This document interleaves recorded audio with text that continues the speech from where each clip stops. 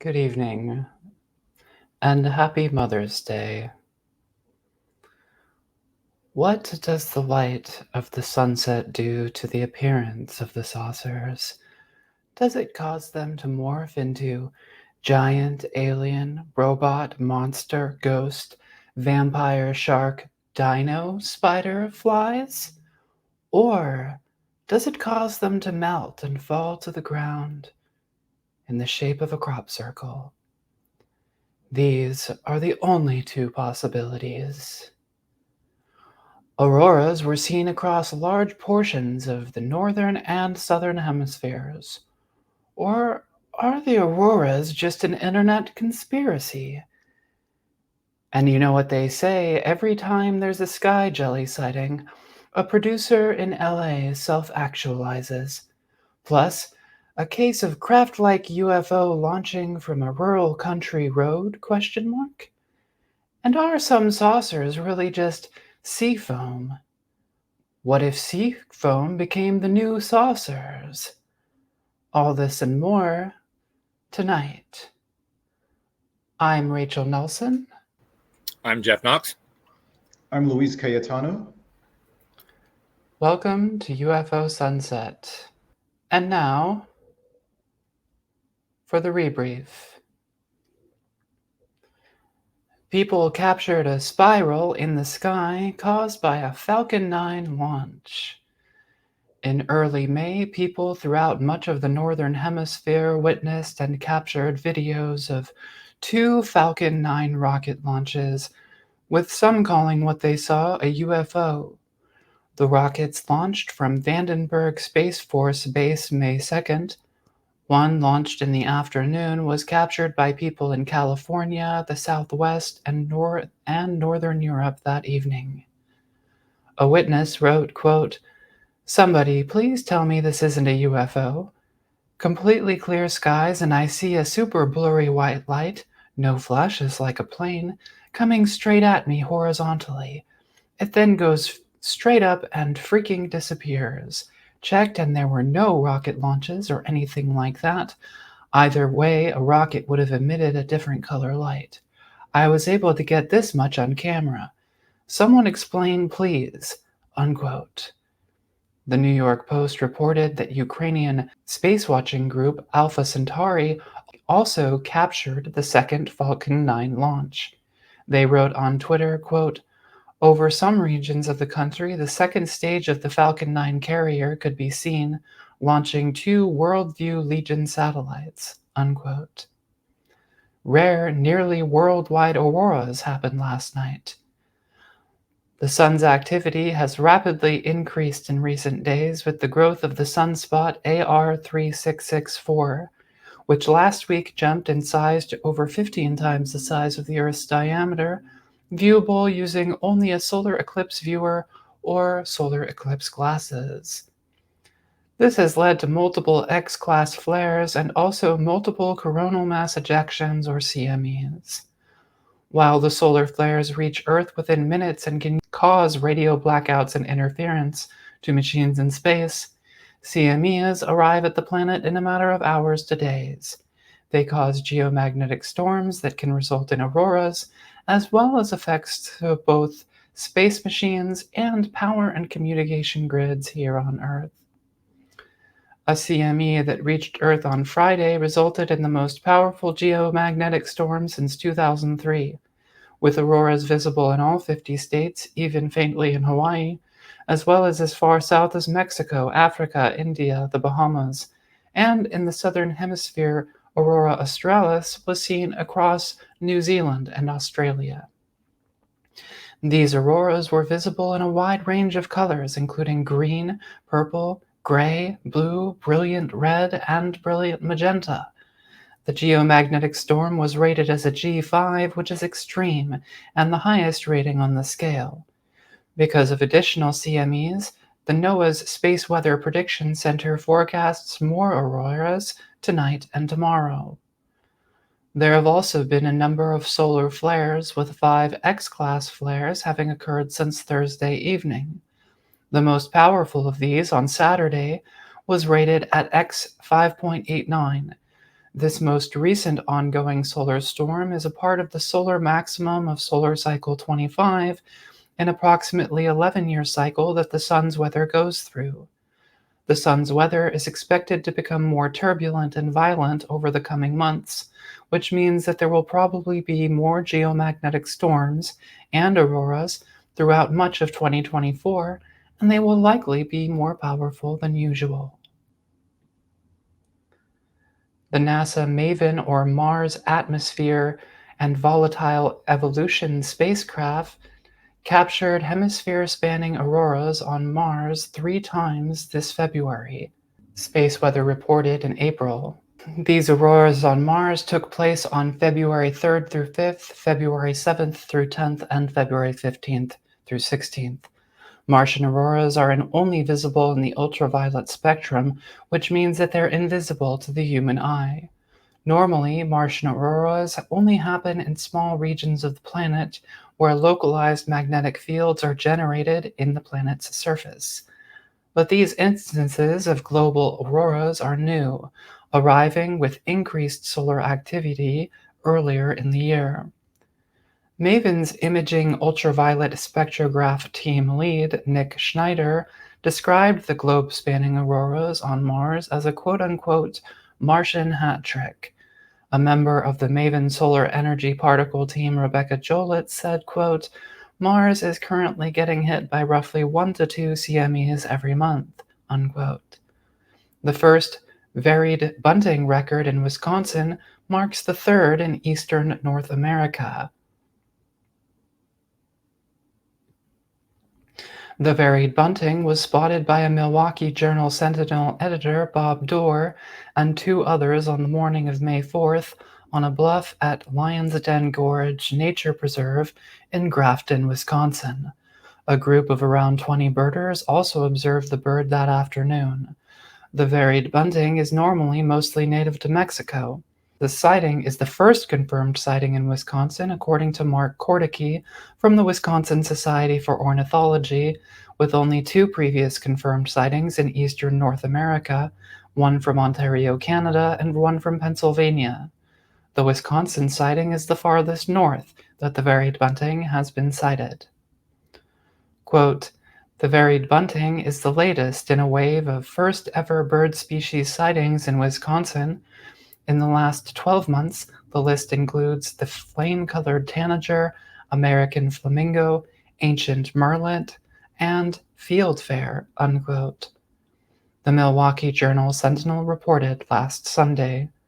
According to Tom Presby from Audubon, the varied bunting sighted in Wisconsin was likely blown by strong Midwestern winds and weather in recent weeks. And now for Mr. Jeff Knox.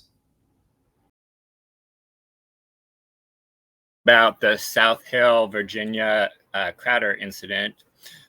So South Hill was a small tobacco town of about 3,000 people in Mecklenburg County, Virginia. It's located just north of the North Carolina border. I'm just going to give you a little map details here to keep in mind real quick before I go over this. This is an aerial image that contains a modern satellite image of the area, and I overlaid it with a 1967 aerial image. That red dot is where this object landed, and the burn marks are. That square box is where this warehouse that I'll be telling you guys about is. And this is just kind of a drawn map. Again, you see the warehouse down there on the bottom right, and these wheat fields and these various streets and where the burn mark occurred. But let's get over the description here. So it's about 5 minutes before 9 p.m., and it's April 21st, 1967. Clifton N. Crowder, manager of the Mobile Chemical Company warehouse in South Hill, Virginia, has been alone at the office for the last few hours going over the plant's books. He decides to call it a night and heads to his car to drive home. Again, there's the warehouse and this little road here. As he starts home, he heads up the warehouse's red clay driveway until it intersects with East Farrell Street. East Farrell Street is a paved road that heads into town to the west. As he barely starts down this road, He's only about 50 to 75 yards down the road when his headlights fall upon an object about 400 feet away, blocking his path. This object he describes as dull aluminum, shaped like a storage tank, about 12 feet in diameter. It's about 15 to 16 feet high, and he says it kind of looks like the nitrogen tank near the fertilizer warehouse he works at. It rests on a set of legs about 3 to 3.5 feet long. Hoping to get a better view at the object, he gets within about 200 feet of it and he switches on his bright lights. Now, in this image here, you kind of see that tree line. Again, this is a modern day image. At that time where that tree line starts, that used to be the road, and that was the first kind of dirt road on his map. And that's basically where he stopped his car, was where that dirt road intersects, and there was a mailbox there, about 200 feet away from the object. Now, he only gets about a good look at the object for about 5 seconds when suddenly a white burst of flame came from the bottom of the object that he described as being like 1,000 flashbulbs going off in your face at once. There was no sound at all. During this burst of white flame, the object shot straight into the air like a bullet, or like just a snap of your fingers. He says he did not actually see the object take off in flight. It just sort of vanished and disappeared in a flash. Now, at about this time, he sees car headlights approaching from the opposite direction that he thinks turns down one of the dirt roads that you can see further down that picture. Meanwhile, where this incident occurred, he says the road is on fire. It burns for roughly 15 to 20 seconds, and it was only about that long. Some reports are a bit inaccurate. A valet's book mentioned the burning lasted for 15 minutes. I don't know if that's a simple typo or what. Valet doesn't tend to get details very often. But it was only about 15 to 20 seconds that it burned. And when it started to burn around, after it dies out, he decides to drive around the object and head straight to South Hill so he can contact the police station. Now, he arrives at the police station at about 9:05 p.m. So this is only a few short minutes after this whole incident happened. And he ends up talking to these two police officers that he tells his story to. He's known these officers for many years. I believe their names was Murphy and Crawford. And he quickly tells them his story. These officers trust him not to tell wild stories because he's a prominent businessman and a member of the community. He's the treasurer of his local South Methodist Church. He is also involved in many other local civic organizations. In fact, the Crowder name is kind of pretty big around South Hill to this day. I was just looking at town hall meetings from last year, and it's just full of the Crowder name. And so he's a pretty prominent name in the community, and people trust him. And so the officers decide to go back with him and check out this site. So they return to this site, and when they arrived, they're met there by two other sheriff deputies. Now, these police were actually the state police, right? They were the Virginia State Police. And he was met by two local sheriff deputies who had heard of the incident over the radio. Now, these four people go over the scene with the headlights from the police cars and some handheld flashlights that they have. Now, there is another person present. You might wonder who took these photos of the officers. I mean, how did these get in the paper? Well, it's because there was a newspaper man that actually went with Crowder and the police officers back, minutes later to investigate the scene. So they're there investigating this scene with their flashlights, and they find this kidney-shaped black spot on the road about 3 feet at its widest point. Something had ignited the tar in the macadamized road, leaving this burn spot. And it's still hot when the two officers arrive and investigate the scene. After they investigate for a while, it's getting late, and they decide to kind of call it a night. After Crowder left, two of the officers actually ended up finding these 4 singed paper matches kind of in the center of the burn spot.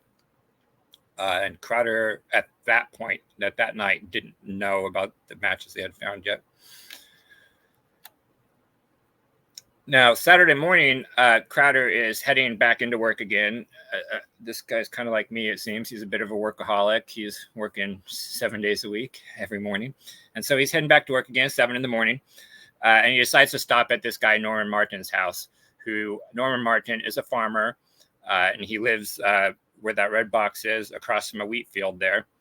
and he wants to see if Martin had seen anything the night before. So he goes to visit him, and there's some conflicting testimony here between Crowder and Martin. Crowder basically asked him if he saw anything last night and unusual, and Crowder or Martin says no, not really. And so then Crowder proceeded to tell him what happened, and this is where the conflict is. Crowder claims he never told Martin his story first. Martin says that's not true. He told me his story, and then Martin said, well, now that you mention it, I did actually see something.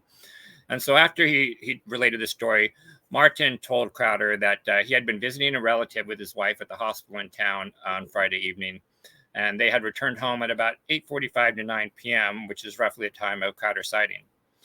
When his wife went inside, he stood in the driveway for a moment to kind of just take in the view of his the sky and his farm and fields and whatnot. And he's kind of looking up across his wheat field there, north of his wheat field. And he sees this bright light illuminate this large oak tree near the road and another large pine further back from the road. He said the light was extremely bright, and then it seemed to travel up the tree until it eventually kind of went out. He said the light was so bright that he could see a bird, or he could shoot a bird out of the tree. But he also said it looked fairly similar to when cars come out of the driveway of one of the other houses and shine their headlights upon the light. And so at that time, Martin that night didn't think anything that unusual about it. He didn't think it was mysterious or anomalous, and wasn't even going to say or think anything about it. But Crowder got him to tell a story. At this point, the story starts to hit the nationwide press, and this is a case where it's, again, very quick because that reporter was there. This story got out, and by Saturday, the next morning, this paper was around the country. It was in a paper just north of me in Centralia, Washington. The papers in California, papers in Virginia. So it got pretty major nationwide coverage, and several hundred, if not thousands, of people started to show up over on Saturday and Sunday to kind of investigate and see the site for themselves. Meanwhile, the local police and county law enforcement are continuing to do their on-site investigation, and they make a startling discovery that they didn't notice the night before. They discover these impressions in the tarmac where the legs of this object would have been. They are similar to impressions made by football cleats. The problem is officers swear they could not have missed them the night before, so they didn't notice these impressions on Friday night right after the event happened. They only found them again Saturday morning. And we're still not, and we don't know 100% who actually found them. They could not, people just seem to know they were there. Philip Klass tried to find out who found this impressions, and they could not find actually who was the first person to even find the impressions. But what we do know is that when they looked Friday night, nobody saw them. When they looked Saturday, they found these 4 impressions there. So it's possible that they missed them the night before, only doing the search with their 2 headlights of the cars and their handheld flashlights. But the officers dispute that, saying it would be impossible. They said they actually inspected the ground, inches from the ground, with their flashlights by hand. And they would have seen them, and they did find those small matches. So anyways, they find these impressions there this next day. And these impressions, like I said, they look kind of like a cleat, like you might expect on a football cleat there. Now, at this point, Northwestern University professor and Air Force consultant Jalen Hynek calls Crowder around 5 to 6 p.m. on Saturday to get a statement and to inform Crowder that he would be sending his top assistant, William T. Powers, to investigate the case, and that he would be arriving the following morning, Sunday at 9 a.m. NICAP had actually got the call earlier, around 1:30 p.m. from a local reporter. By 2:30 p.m., they had already dispatched 3 investigators from Washington, D.C. They sent out Gordon Lohr, Don Berliner, and Leon Katchen, who was a physicist at NASA Goddard Space Research Center. After stopping to get the full scoop from the reporter that had tipped them off, they arrived at the Crowder's house at around 7 p.m. They end up interviewing Crowder for about an hour before heading out to the site to take some photos. Now it's late again, so Crowder doesn't stay very long, and he ends up going back home. So they end up heading off back to the police station that Crowder reported to, so they could end up talking to the officers. Now, while they're there, they learn of several more sightings that had taken place in Richmond that Saturday night. Local police officers in South Hell even had their own sighting at about 9:45 p.m. A group of CB radio enthusiasts would also have sightings that night and would chase the lights around in the car. And then they would provide a running commentary of the sightings over their radios. All in total, at least 19 residents in town would end up seeing yellowish looking lights that kind of bobbed up and down that night. Now at 9 a.m. on Sunday morning, William T. Powers arrives on the scene in order to investigate. Now, NICAP also returns to the scene. After investigating the CB sighting, they returned to their hotel room at about 2 a.m. and then they showed back up at about the same time as Powers, 9 a.m. to start their investigation again.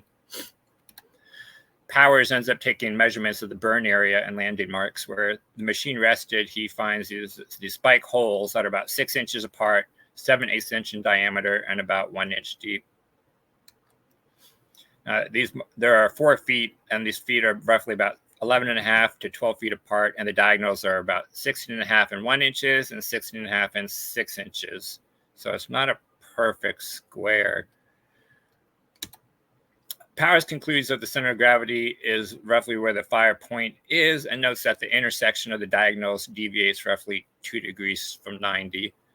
And this is actually important when it comes to loading, for like a rocket or a craft. And if this craft did have these 4 legs, it was designed pretty badly that it put too much weight on one side. So it wasn't particularly meant for that road or for landing there anyways. So NICAP would find the farmer Norman Martin later that day, and they interviewed him before they headed back to DC in the early afternoon. Gordon Lohr and Don Berliner would end up returning on Tuesday to continue their investigation. Powers sticks around until Monday and does experiments to try and recreate the physical effects. Using kerosene, gasoline, and a blowtorch, she attempts to simulate the black spot, but has little luck. He has various issues, like it releases black smoke instead of the kind of white smoke or flames that he reported. The duration of the burn was off. He had trouble igniting the fuel. And it's important to note that you do need fuel. Tarmac roads don't burn. They won't burn without an external fuel source. You can't just light them on fire and they will continue to burn. They'll only burn as long as the fuel source is present. So this object did burn the road is because it dumped fuel and lit that on fire, not because of the flame of the object. Otherwise, it wouldn't have maintained burning like that. And they consulted with the National Asphalt Institute, or that's not the real name. It's something like that. And the big asphalt conglomerate institute of all the companies on this issue. So they tried to recreate that, and the effects they weren't quite exactly the same. The effects on the tarmac ended up being different as well. The effects of the rock in the tarmac ended up being different. He had a little bit better of effects, a luck in creating these impressions in the road using a jury-rigged impact tester that he created. And again, they had found those matches that I mentioned, and they weren't exactly able to simulate recreating the burning of the matches as well. But finding those matches implies something was burnt and ignited, and that it was part of the actual fire. Crowder would dismiss the matches and try and pass them off as that it was just lots of people came to the site smoking cigarettes. Maybe the police dropped the matches there after they lit up a cigarette. Only the problem is the police say that's impossible. They were the first ones there, and they found them then, before anyone else showed up to the scene. And that lighting a match to light a cigarette would not burn these matches in the way they were burned. These matches were not just lit and then disposed of. They were part of a fire and singed all the way through. So that's kind of the issue of the matches there. So what are we kind of to think about this case? Crowder, again, he's considered a good member of the community. He's well respected. The police had known him for years and found him completely trustworthy and said he would not lie. We know how that goes, but the general conclusion seems to be that he saw something and was not involved personally with the hoax. William T. Powers would say in his report, as of this writing, therefore, in the absence of any additional clues or the results of chemical analysis, the only conclusion that can be drawn is that the witness probably did see something out of the ordinary, but that we cannot rule out the possibility that a hoax was perpetrated by some person or persons other than the principal witness. A possible hoax is involved, but evidence for it is not clear. And we don't actually get any the results of the tests they took, and they took core samples of the road, they took other samples of the road, and these results were taken to NASA. These samples were taken to NASA Goddard and looked at, and then split up and analyzed a couple other places, and there was nothing kind of remarkable about these road samples to kind of add anything to the case. Which always turns out to be the case. It's just pretty normal burn marks. So Blue Book would end up carrying the case as an unidentified while acknowledging that it still could be a hoax. So we are left with an interesting but a mostly single witness sighting with perhaps some corroboration from the farmer Norman Martin, but he never saw an object. He only saw a bright light that seemed to illuminate a tree that he didn't seem to find very mysterious, and said looked much like when car headlights would illuminate the tree.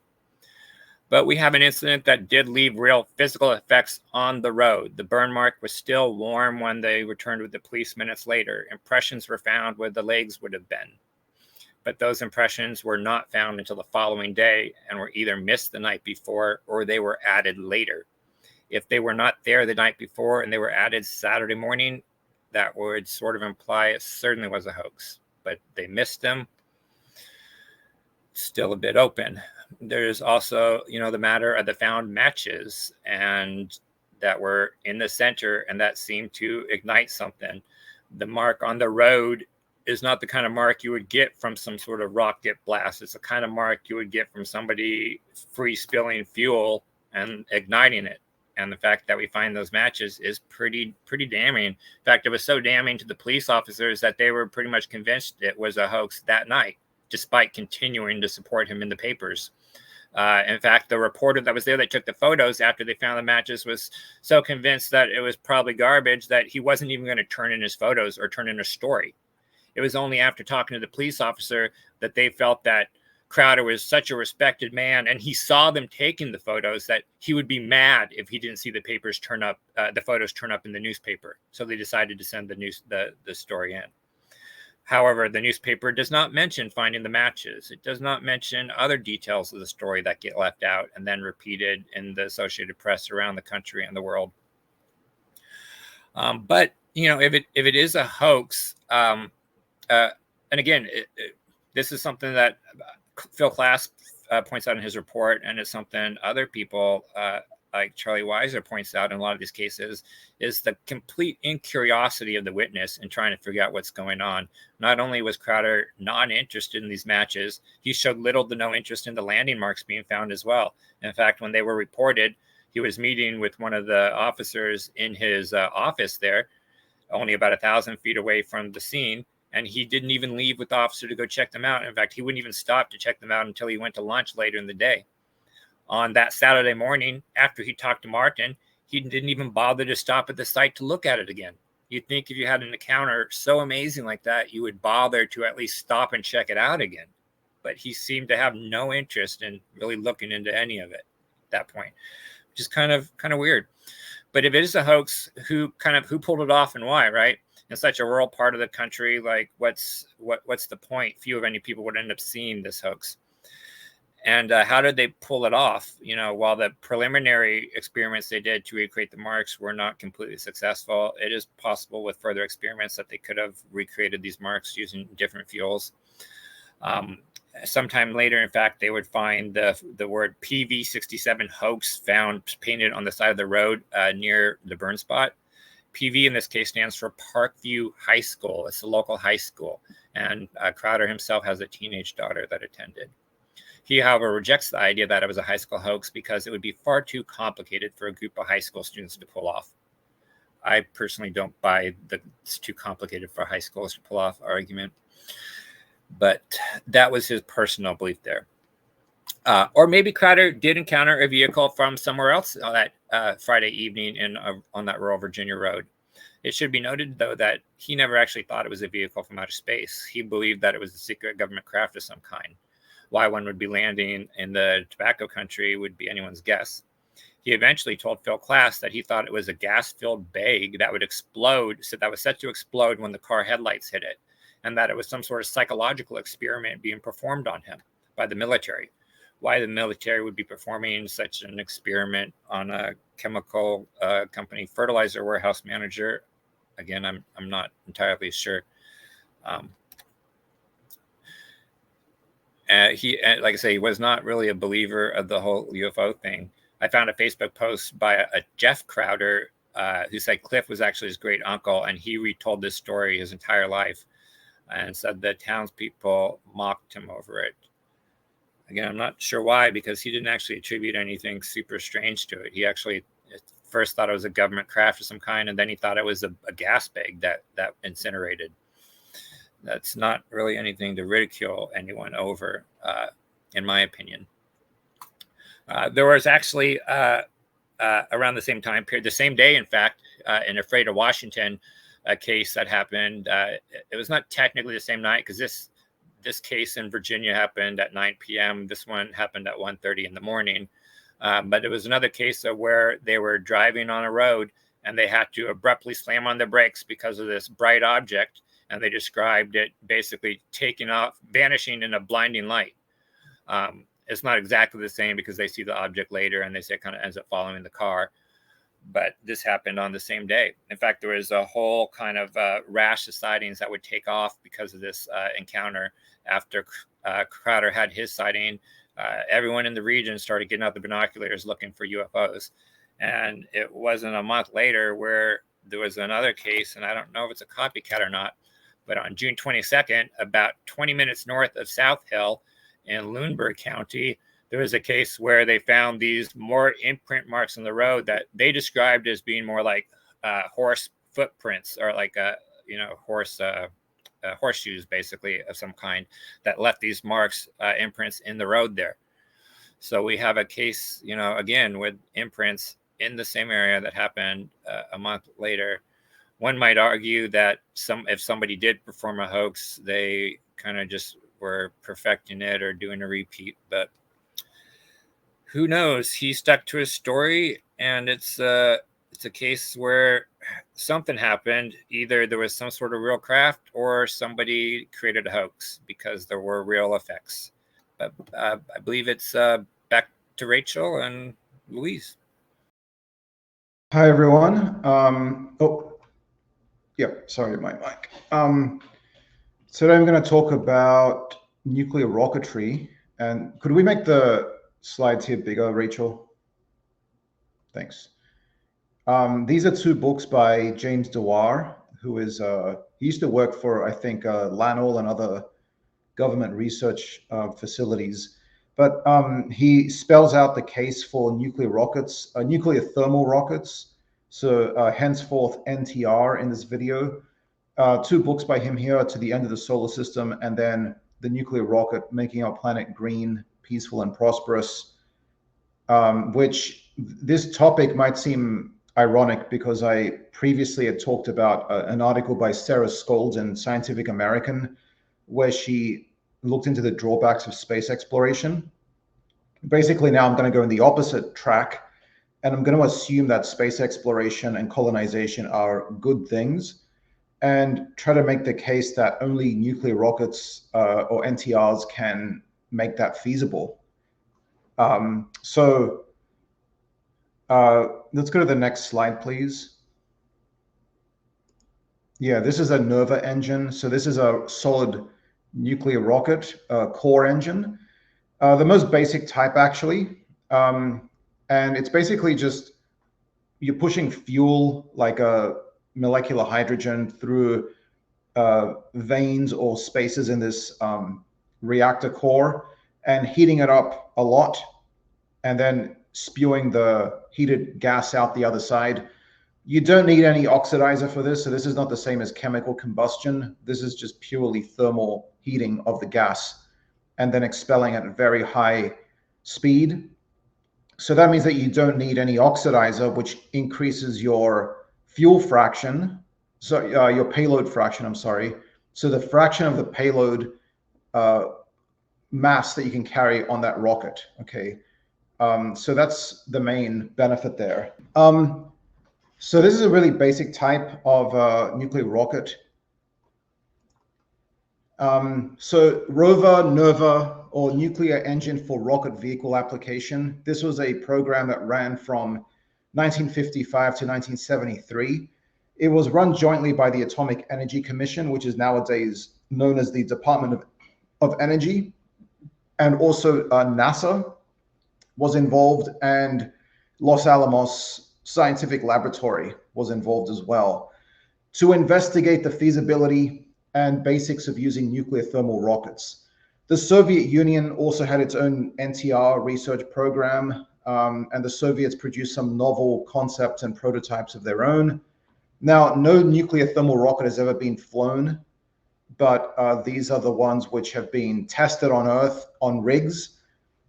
So the benefits of NTR and the sort of a private enterprise / government partnership that James Dewar advocates for in the book, in the 2 books that he wrote,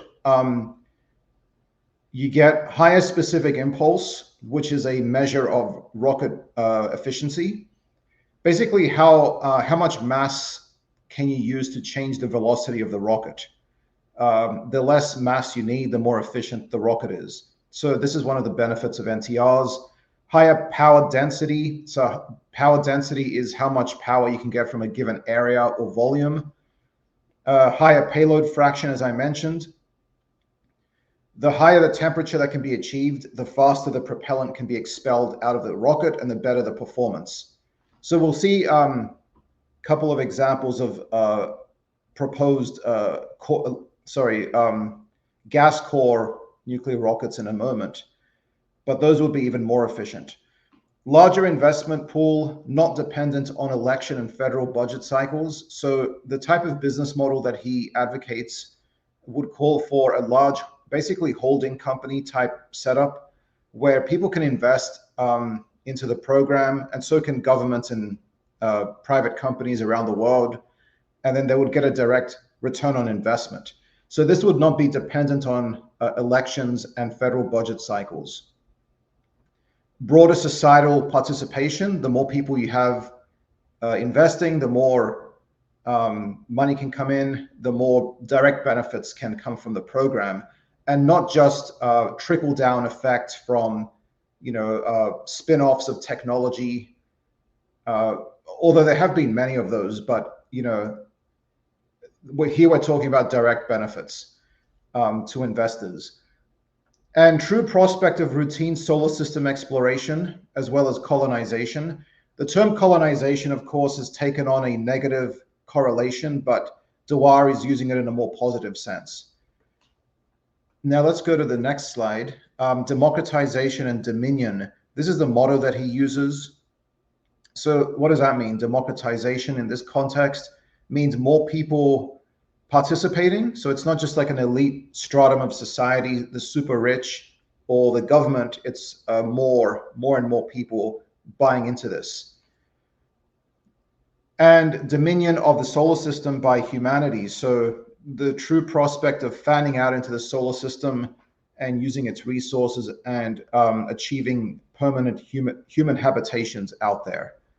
Okay, so in other words, routine space travel and deep space travel.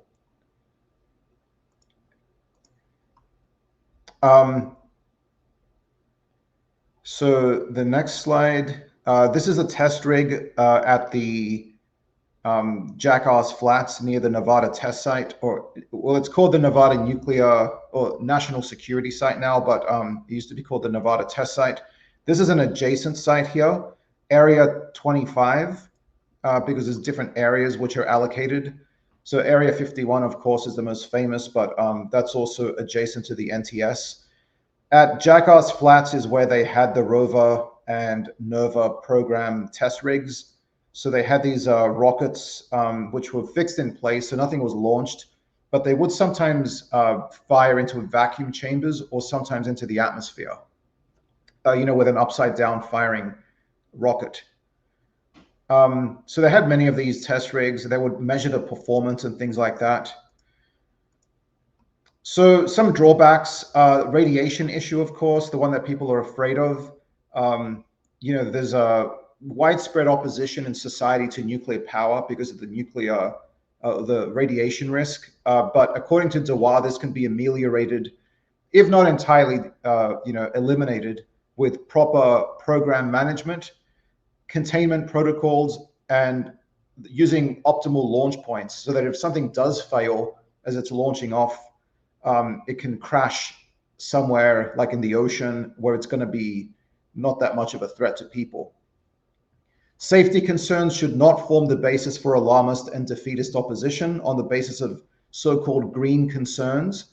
Talk about nuclear accidents from space and how they give us, that was a note to myself.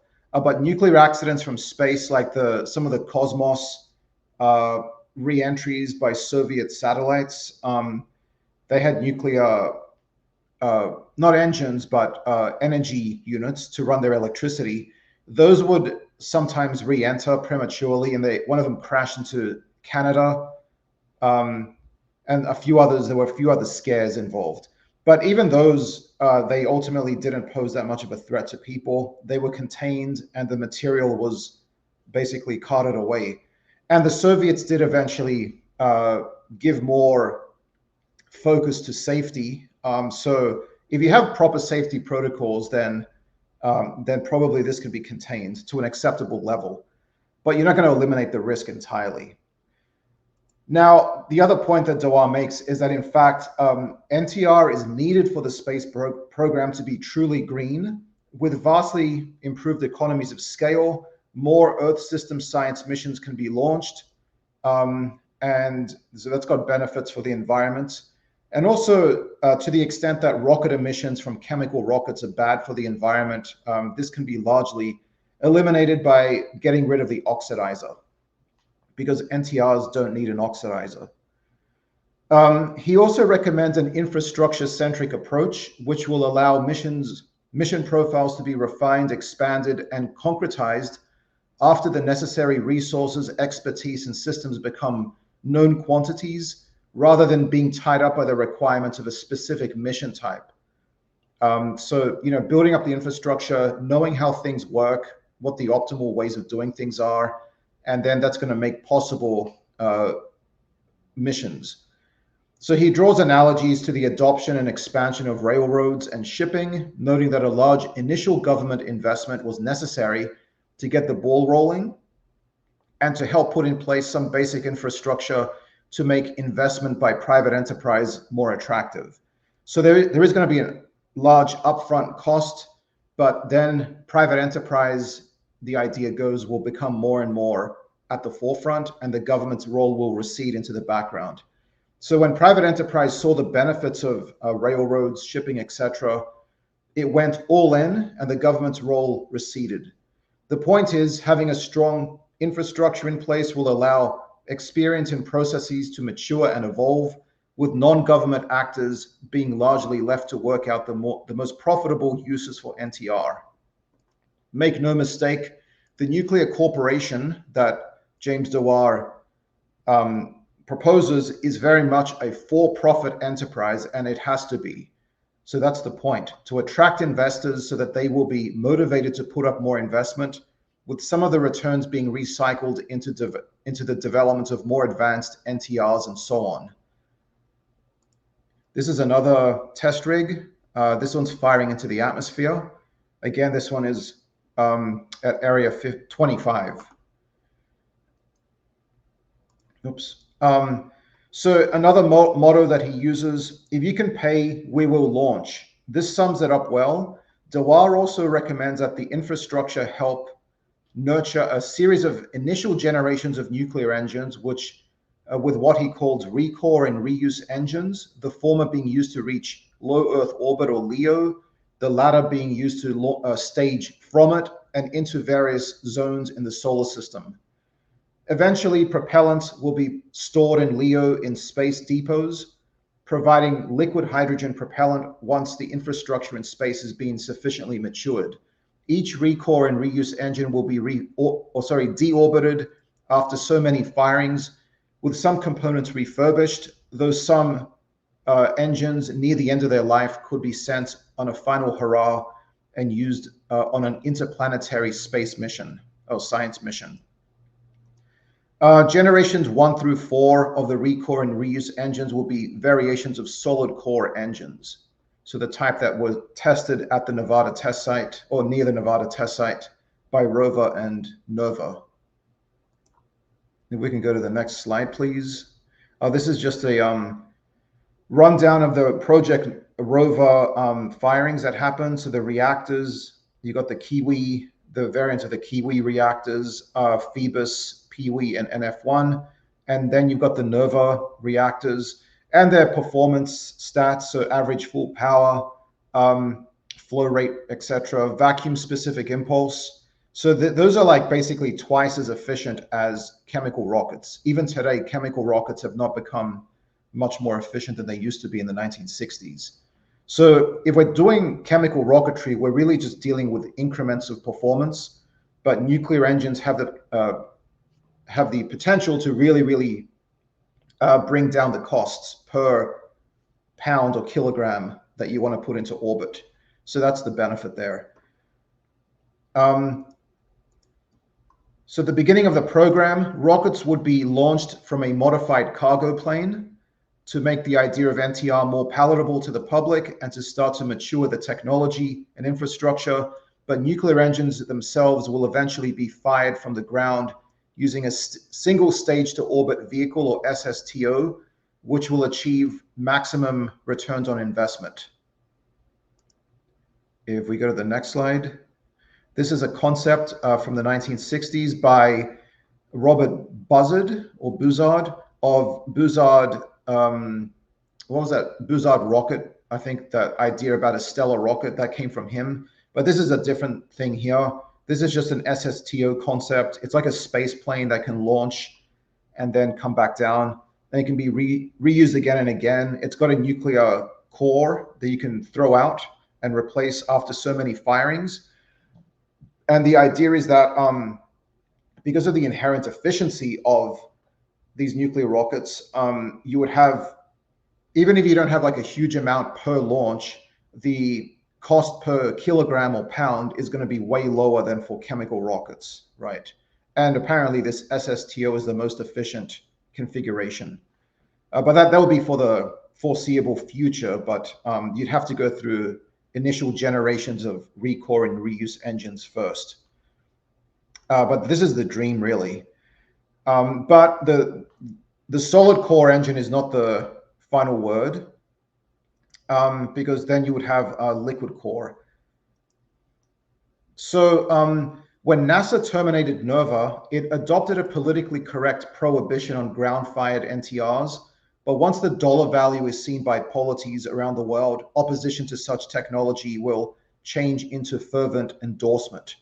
Even within the category of solid core engines, substantial improvements in performance may be possible before reaching an absolute limit imposed by physics. Later generations of NTRs will be, if technology allows, even more efficient. The liquid and gas core engines. This is showing some concepts for gas core nuclear rockets, which the point here is just that you're increasing the temperature experienced by the propellant. So on the right there, you can see 55,000 Kelvin, right, which is really hot. So the higher you can get the temperature, the faster you can expel the propellant, the more efficient the engine is. This has not been done yet, but this is probably something that could be done in the future at some point. And of course, the investments from the private government partnership could go into the development of these rockets. So these sorts of gas, liquid and gas core engines offer far greater improvements in performance, even above the solid core, which is more efficient than chemical rockets. In the far future, fusion and antimatter engines may be possible, though these are still very much at the theoretical stages and may not be possible at all. So we don't know they are possible, but they conceivably might be. But those are definitely for the far future. If they are possible, much of the infrastructure for their use and for making their use profitable will have already been in place. Unless humanity applies a nuclear hammer, as James Dewar phrases it, it will not engage in routine space exploration and colonization of the solar system, tinkering around on the margins by seeking marginal gains in performance with chemical rockets, even with supposedly reusable ones, will ensure that space access will remain elitist and that taxpayers will only receive trickle-down indirect benefits instead of direct returns on investment. The whole equation and mindset changes when citizens and companies see the direct financial benefits for themselves. NTRs will allow for broader participation by many constituencies, universities, schools, Earth system scientists, private companies, private investors, entertainment, space manufacturing, and many others that we haven't even thought of through their investment, R&D and submission of space missions and probes, and it will thereby allow democratization of space travel. The nuclear corporation will expand the tax base. The government's involvement in the nuclear corporation will generally recede into the background as more functions are taken over by private companies, but it will continue to provide some crucial services such as security and regulation. The lower the government's overall financial burden, the less it will have to compete with other budget items. But the more the corporation grows and the greater the tax base it provides, the greater its benefits to the general welfare. There could also be benefits for world peace. Initially, the corporation would be an American one, but it would evolve to draw in other countries and peoples. The shift towards space could further alter humanity's mindset in seeing itself as a spacefaring species, potentially alleviating petty parochial squabbles on Earth. Rogue states who want to see benefits from the nuclear corporation would have to buy into it, and they would be obliged to use the nuclear rockets on offer to launch their payloads. Continued use of chemical rockets would draw suspicion from other countries. These states would also have to give up their stockpiles of fissile material, for example. And he also goes into some discussion about like what would happen to America's excess plutonium and unprocessed fissile material. So there's going to be benefits there as well. Next slide, please. This is a concept by NASA. So NASA is again looking into this concept after a hiatus of many decades, but bringing things closer to the present. Information about NASA's nuclear rocket aspirations can be found on their website. They are currently getting back into NTR research. Congress has allocated $125 million, which is not enough, but it's at least a start. Let's go to the next one. This is another concept, a demonstration rocket for agile cislunar operations, or DRACO concept. So we'll see as well what the future brings for Russian and Chinese interest in this technology. I suspect that they'll get in on the game once they see NASA and American companies making progress in this field. So, by the way, here are some UFO tie-ins with nuclear rockets and engines. So the next slide is going to show Stanton Friedman, eminent ufologist, a late ufologist. He was a believer in the ET hypothesis for UFOs. He actually did work on NERVA as a young scientist back in the day. He would often draw upon that experience in his books about UFOs to illustrate the idea that spacefaring extraterrestrials will not just rely on a Voyager-style space probe or means of getting here to our solar system. They would use active propulsion. Although, like, the extent to which he drew on NERVA, I think, was a bit too much. But anyway, it's true that NERVA would, if it had matured, it would have provided more benefits than we would see now. and maybe even to really deep space exploration like the Voyager type. But anyway, he did draw on that experience. The Cash Landrum case, by the way, touted radiation sickness as a result of exposure. Might as well go to the next slide, Rachel, since that shows a picture of the Cash Landrum UFO, or what they reported seeing. This sort of diamond-shaped spacecraft or aircraft that they reported with the helicopters buzzing around. Now, this case is sort of famous because of the so-called radiation sickness symptoms that were exhibited by the witnesses. They and many others have taken the craft to be something that the government was testing.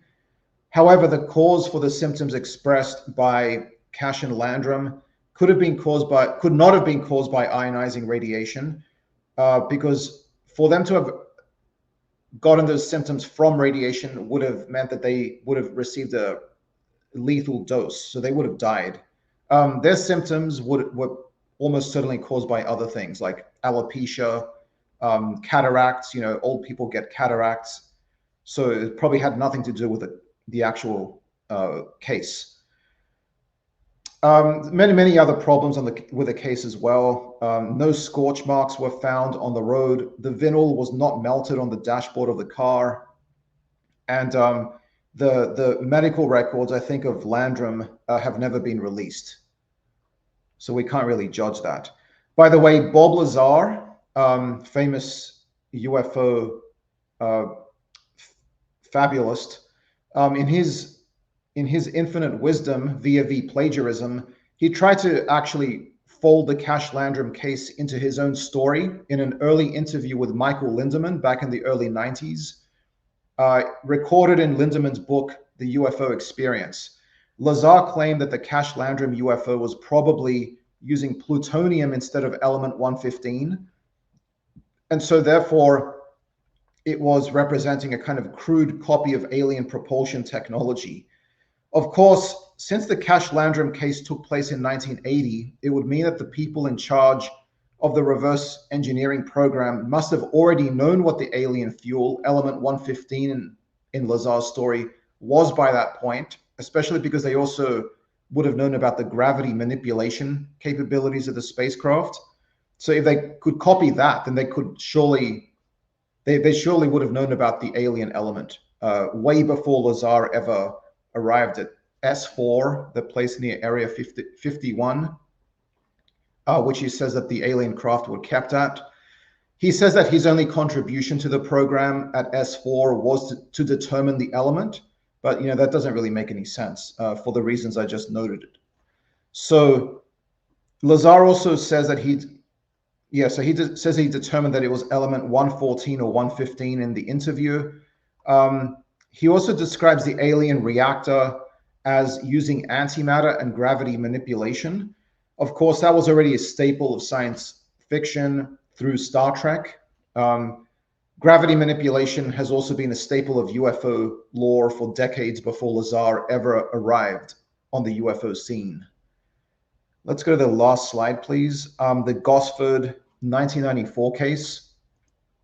Jeff probably knows more about this than I do, but there have been these cases which happen like over water, where sometimes the UFO is sort of drawing water into itself. And maybe this is sort of inspired by the fact that water contains hydrogen, which could be used in nuclear fusion. Okay, so maybe that's where the idea is coming from. Whatever these witnesses actually saw, or whether these witnesses actually saw alien craft utilizing this physical principle or assimilated something they heard about it, like nuclear fusion, well, you can probably guess my position, but that's about it from me. So back to you, Rachel.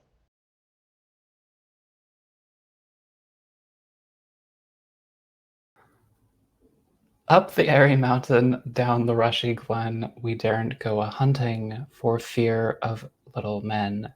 Wee folk, good folk, trooping all together, green jacket, red cap, and white owl's feather. Down along the rocky shore, some make their home. They live on crispy pancakes of yellow tide foam.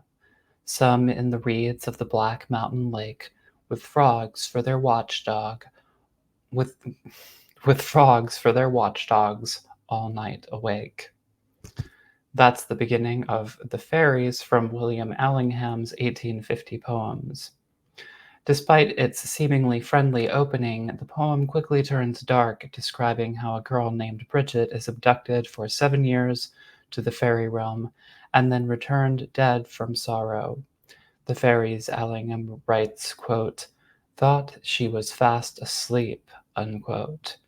She's then kept deep inside lakes. What does it mean that the fairies eat crispy pancakes of yellow tide foam? It reminds me of Joe Simonton's pancakes, which Jeff discussed in the last episode.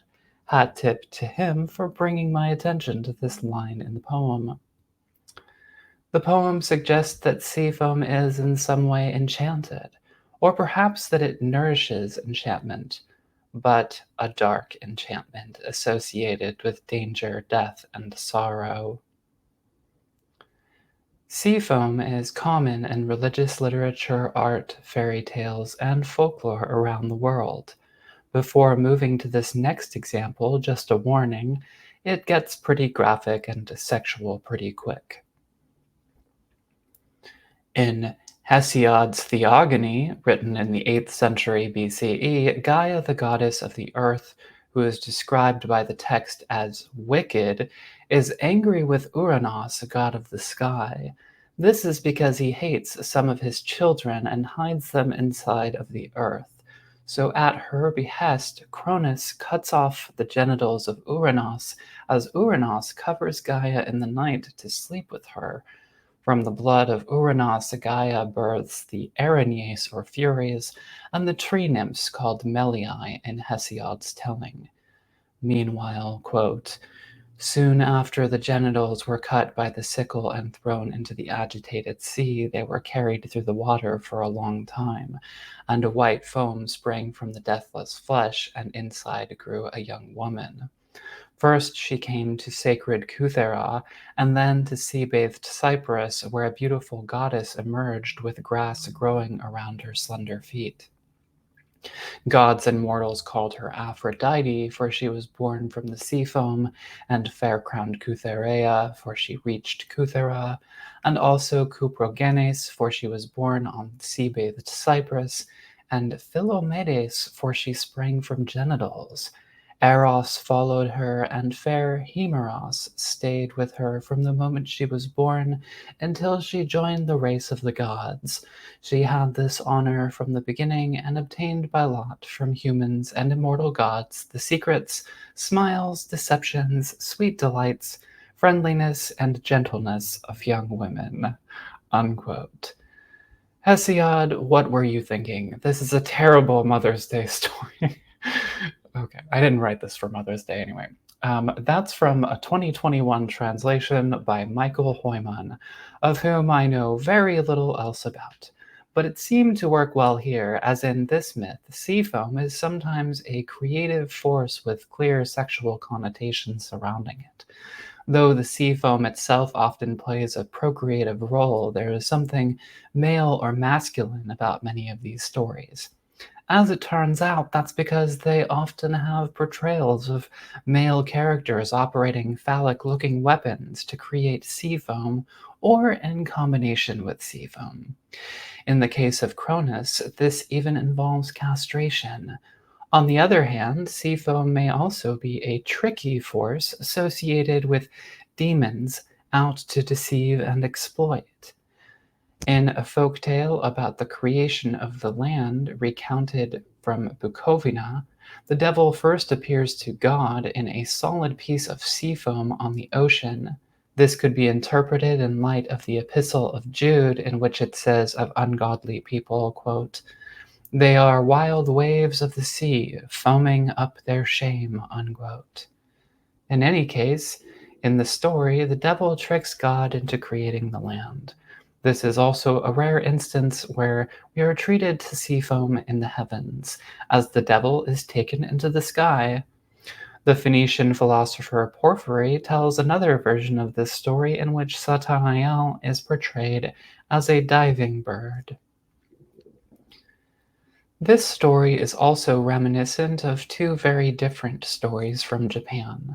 In the Kojiki, a 712 foundational Shinto work that contains early Japanese myths and legends, the island of Onogoro is created from the froth dripping from a spear after the spear has stirred the sea. And from a perhaps later story, a folk tale, a carpenter tries to rebuild a bridge that keeps falling down. An ogre called Oniroku appears to him in the foam floating on the surface of the river and says he'll help the carpenter rebuild the bridge so that it won't fall again in exchange for his eyeballs. The carpenter can only escape this fate, though, if he can guess the demon's name. There's something very UFO adjacent about that kind of situation. Oniroku spends part of the story unidentified by name, and identifying him prevents the carpenter's blindness. In another ancient myth from South Asia, Indra slays the powerful serpent demon called Vritra. In the version of this story from the Mahabharata, he does this with the use of sea foam combined with his thunderbolt. The foam is effective, according to this account, because it doesn't belong to any of the four ancient elements. It is neither wet nor is it dry, it's frothy. In the fairy tale The Little Mermaid, written by Hans Christian Andersen and first published in 1837, sea foam plays a very important role in the story. This is because when mermaids die, they dissolve into sea foam, and their soul also dies.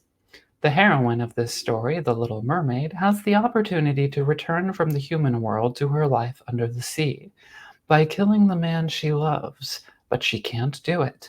She casts the knife into the ocean, and, quote, the water turned red where it fell, and the drops that spurted up looked like blood. She cast one more lingering, half-fainting glance at the prince, and then threw herself from the ship into the sea, and thought her body was dissolving into foam. The sun rose above the waves, and his warm rays fell on the cold foam of the little mermaid, who did not feel as if she were dying. She saw the bright sun, and all around her floated hundreds of transparent, beautiful beings. She could see through them the white sails of the ship and the red clouds in the sky. Their speech was melodious, but too ethereal to be heard by mortal ears, as though they were also seen by mortal eyes. The little mermaid perceived that she had a body like theirs, and that she continued to rise higher and higher out of the foam. "Where am I?" asked she, and her voice sounded ethereal, as the voice of those who were with her. No earthly music could imitate it. Unquote. Because of her good deeds, LM is rescued from dissolving into sea foam at the moment of her death. She's lifted into the realm of air spirits, who are given 300 years to earn a human soul by doing good deeds and bringing life-restoring air to people in need. Andersen places the role of sea foam as the end of life and the beginning of a strange afterlife. In the act of turning into sea foam, LM is instantly transmuted into air. Thus, she is transmuted from a sea spirit into an air spirit. Unlike in many of the above accounts, with the possible exception of Vritra's death, sea foam serves directly as a passage from the world of the living to the world beyond. It acts as the literal vehicle for the Little Mermaid's travel from the Earth world to the Sky world. And in this travel between worlds, she meets and even becomes like other beings who live in the sky. So we can liken sea foam to flying saucers in a narrative sense, because just as flying saucer lore involves aliens and travel to other worlds by means of flying saucers and other spacecraft, the Little Mermaid travels to the world of humans and of air spirits by shape-shifting, but when she travels into the sky, she does so by means of sea foam, where she encounters the sky's inhabitants, transparent beings who can influence the wind and who speak in an ethereal language. They serve in this story as analogs of UFO aliens, while seafoam serves as the vehicle from one world to another, just like a flying saucer. But what is seafoam? I became interested in seafoam last year when I began wondering if there were naturally occurring spheres that fly through the sky carried by the wind, like naturally occurring balloons, i.e., natural bubbles floating in the air. So far, I have found 2 examples of things similar to this, but not quite identical. Perhaps the weirdest example is of the bubbles that are formed from the bubble bush or Barbados nut tree, Jatropha curcas, endemic to the tropics of the Americas. One can take a stem and snap it, and then blow bubbles from the oily sap inside, which shares chemical properties with soap suds. The same substance is used in the production of biofuel. So far, however, the bubble bush bubbles are the only example I've found of naturally occurring individual spherical bubbles, and even then, the only known cases I found so far were video recordings, all examples of bubbles produced by people intervening to deliberately snap the stem and blow the bubbles. Therefore, they are made by human hands. Listeners, please let me know in the comments if you happen to be aware of any examples of individual bubbles that float in the air naturally without any kind of human intervention. The only other example that I found is natural, does float in the air by being carried by wind, and is somehow quite magical. But it doesn't occur in the form of individual spherical bubbles, and that is, of course, sea foam, or potentially foam on rivers or lakes. Really, any naturally occurring foam that's light enough will do. Unlike soap bubbles or bubble bush bubbles, foam is often much more stable because it's made up of many small bubbles, all stuck together. Likely for this very reason, sea foam, along with other sorts of liquid foams, is actually pretty common. There are wide varieties of foam that form from different materials floating in liquids, and foam will form under various different circumstances. While many aquatic foams are produced by industrial waste, many others are produced from organic material like soil or algae. Sometimes toxic algal blooms will result in large floods of foam. Some foam might even be produced by minerals like particles of silicon or heavy metals. Foam has many names, just in English alone. Spume, froth, scum, surf, suds, and fizz are a few. Seafoam is just one class of foams. Foam doesn't happen just in pure water, and not all substances in water can help produce foam. It arises in the interface between the air and the water, or what is called the surface microlayer in Star Trek Technobabble. This is the surface between the water and air, and it's where particles, debris, and microorganisms can collect from both above and below. In particular, surfactants will collect in this layer. These are molecules that are repelled by water on one end and attracted to water on the other end. When this layer gets agitated by waves, wind, rapid force, etc., it forms small bubbles that these surfactants help keep from popping immediately. The foam that results tends to collect stuff from the water like contaminants or organic matter, sort of like a sponge. So foam can actually help naturally cleanse bodies of water. But it can also be dangerous if it contains a lot of toxic materials. As a result, governments sometimes have to pass laws regulating industrial foam production. Because of how common and diverse seafoam and aquatic foams are, they actually help shape ecosystems. Not only can some seafoams be toxic and dangerous for life to be around, some can also be a source of food and serve as their own very own self-contained habitats for tiny critters. Much like in the stories, sea foam in real life is a protective and potentially deadly substrate, a sort of miniature and intermediate realm marked both by birth and by death.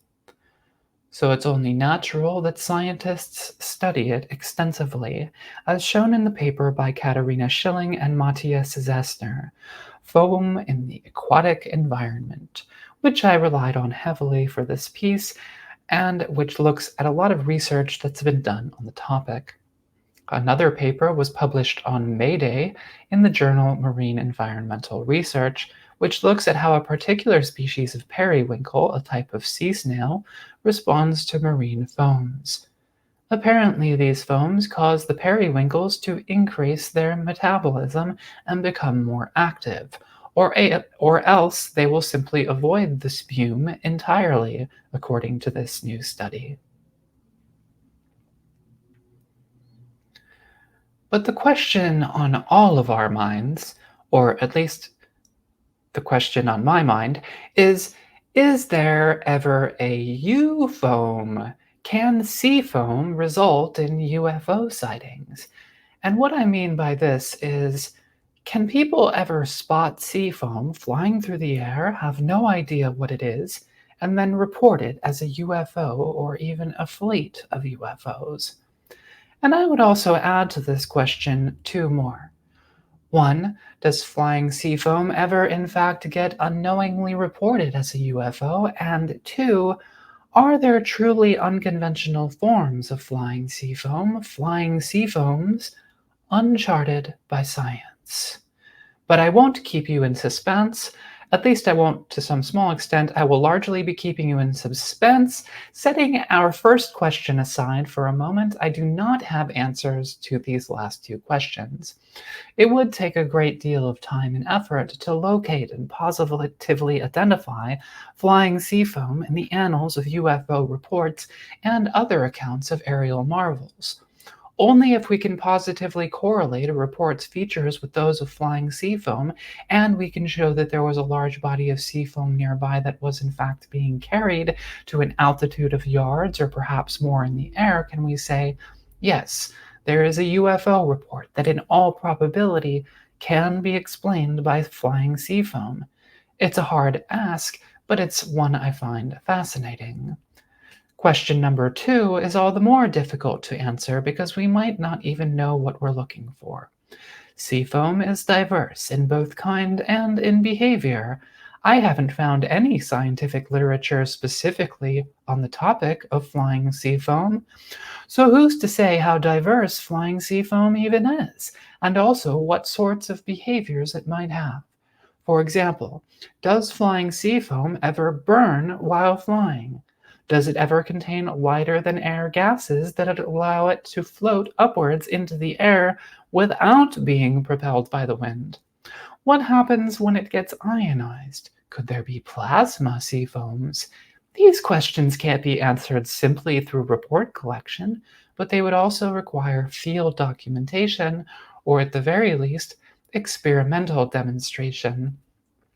That is, either field scientists would have to film and capture examples of exotic flying sea foams, or else they would have to create flying sea foams using conditions that replicate natural ones. Now, let's return to our first question, though. Can people see flying sea foam, and can this result in a UFO report? And the answer to this question is yes, but with a caveat. First of all, people can and do see sea foam, so yes, people can mistake flying sea foam for a UFO in theory. It just has never been documented. Because first of all, sea foam does fly, and it can do so in quantity. There are many well-documented instances of sea foam floods, where a storm causes large amounts of the stuff to fill bays, beaches, or coastal towns. In early April, a nor'easter hit the coast of Massachusetts and also brought with it floods of sea foam that blanketed coastal towns like Marshmallow. Sheets of sea foam can even be deadly. In 2020, 5 experienced surfers tragically lost their lives when they got caught in algal sea foam while surfing in The Hague in the Netherlands. So wind can also simply pick up bits, clouds, or even big clumps of foam and simply carry it right up into the air. In February of this year, spume was whipped up into the air in Santa Cruz, California, as seen in this video. In this video, someone posted in 2014, you can see sea foam as it gets picked up momentarily in eddies of wind. It causes me to wonder what would happen if a sea foam flood was hit by a small whirlwind, which then dragged sea foam in a vortex over land. And I've got one more for y'all. This video shows a thick flood of sea foam that entrenched the streets of Aberdeen in 2012. One can clearly see a big old blob of sea foam shooting straight up out of frame and beyond the height of the buildings. I'll wait for it here. I don't want to leave out the best part. Okay, it's about to watch. Oh, there it goes. Did you see that? All right. It's quite clear that sea foam can form into fairly sizable objects, and it can be carried by the wind with ease. According to Schilling and Zessner, hardier sea foam can last for hours before falling apart completely.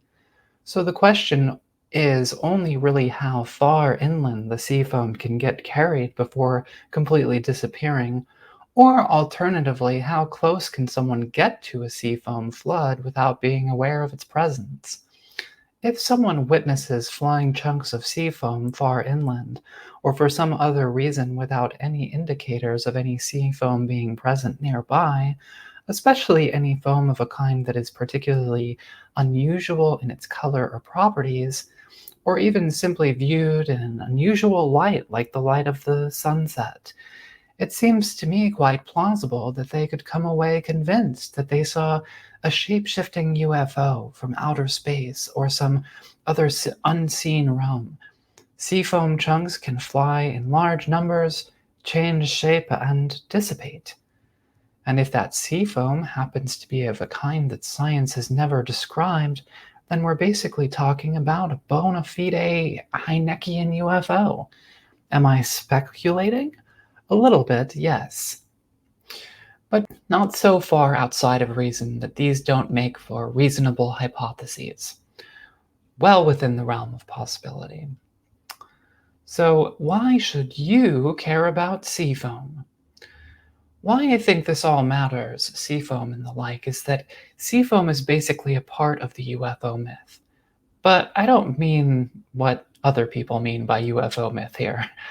What I mean by the UFO myth is not the myth of a secret government program that collects crashed UFO debris.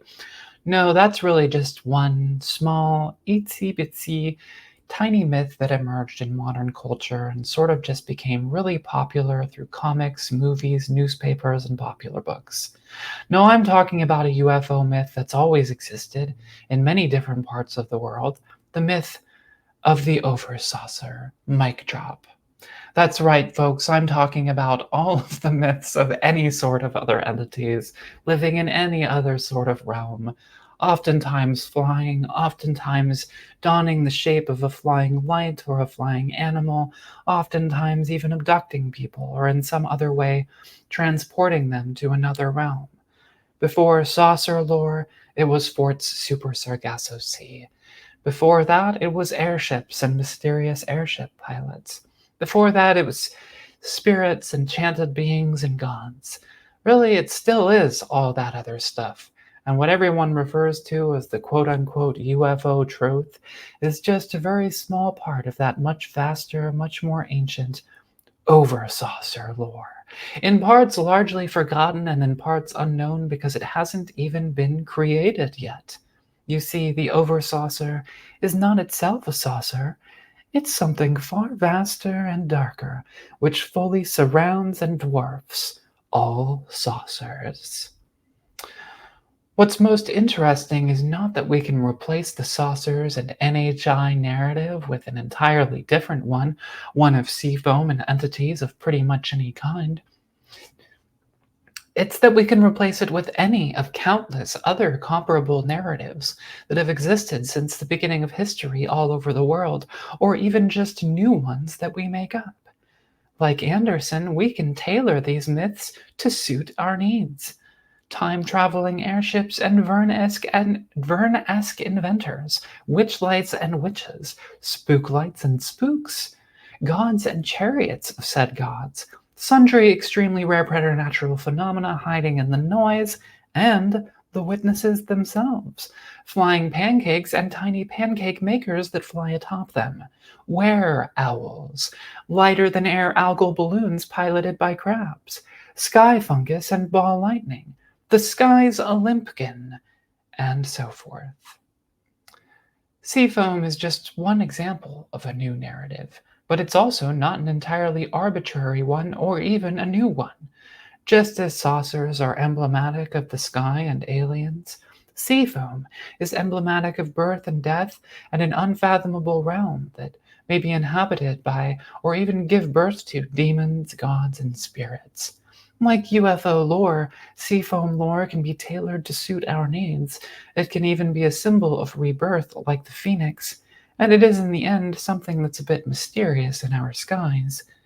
It's an example of something that could plausibly be seen by someone and reported as a close encounter sighting of a glistening red, shape-shifting UFO, or even a fleet of UFOs at sunset. What other mysterious things can be seen in the sky? After all, regardless of what happens or whatever any disclosure bro says, there will always be uncountable natural mysteries further west. Nature is a stranger yet. The ones that cite her most have never passed her haunted house nor simplified her ghost. To pity those that know her not is helped by the regret that those who know her less the nearer her they get. Emily Dickinson. You'll have to unmute your mic, Jeff. I can't do it for you. I'm sorry.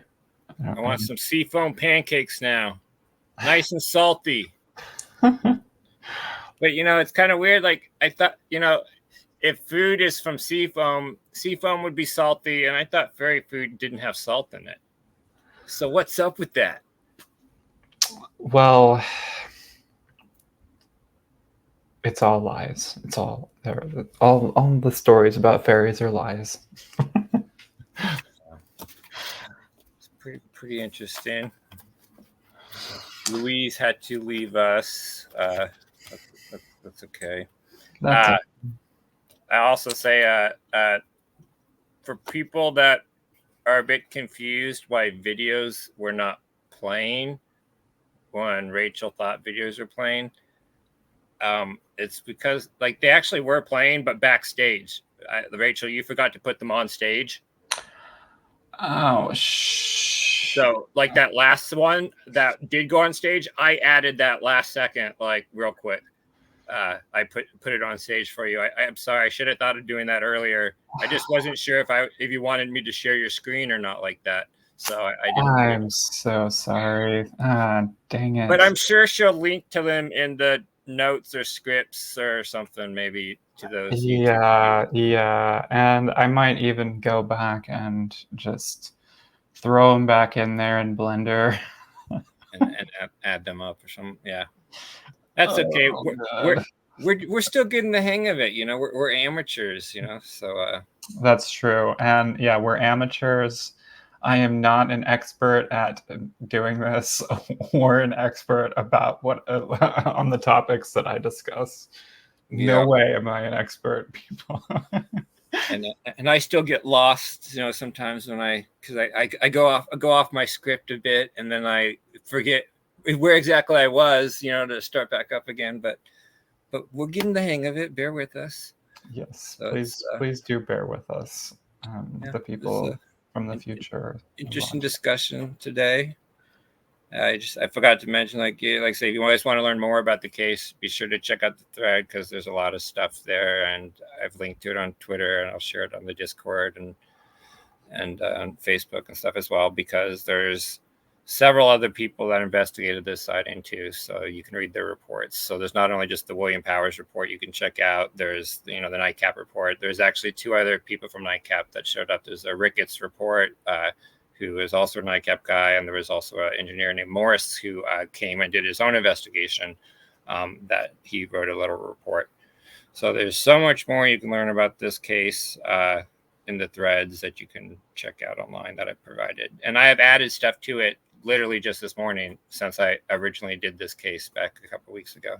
So plenty for you guys to learn if you want to know all the other weird little details, like the alleged story of an Air Force officer showing up in a car with his family out of the blue on Sunday afternoon to get the scoop, and then leaving with his attaché and his family in the back seat again. All sorts of other little weird details, so. And a bit of, and also like right now, one of the main cases people are talking about on Twitter is that Langley Air Force Base drone case. A Langley Air Force Base officer actually came and investigated this case, back in 1967, because that's in Virginia, not all that far away.